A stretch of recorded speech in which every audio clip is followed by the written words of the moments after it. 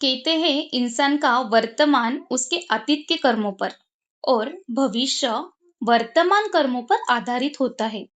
लेकिन यह नियम केवल मनुष्य पर ही नहीं बल्कि देवताओं पर भी लागू होता है। पुराणों में कई ऐसी कथाएं हैं जब भगवानों को अपने अतीत के कर्मों और शापों का सामना करना पड़ा। ऐसी ही एक कथा है भगवान शिव और उनके पुत्र गणेश की। एक दिन देवी पार्वती स्नान करने जा रही थी।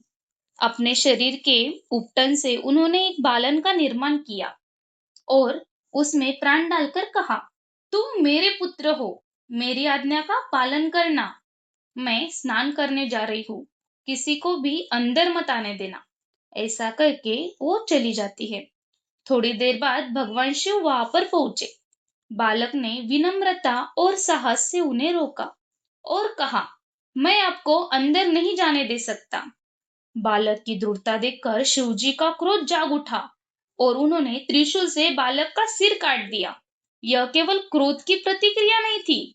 पुराणों में बताया गया है कि भगवान भी अपने कर्मों के नियम से बंधे हैं, क्योंकि कश्यप ऋषि का शाप पहले से ही शिवजी के कर्मों का परिणाम था।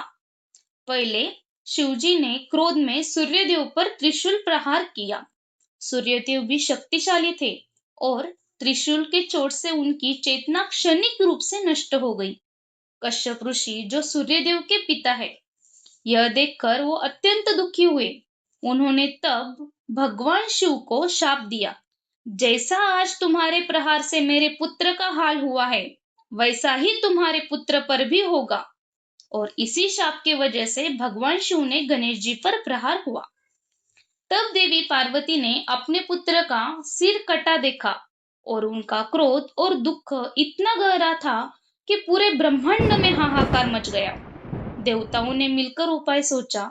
तब उन्होंने हाथी का सिर लगाकर मंत्रों से उन्हें फिर से जीवित किया और तभी से गणपति जी को गजानन ऐसा नाम मिला। तो कर्म का फल अटल होता है।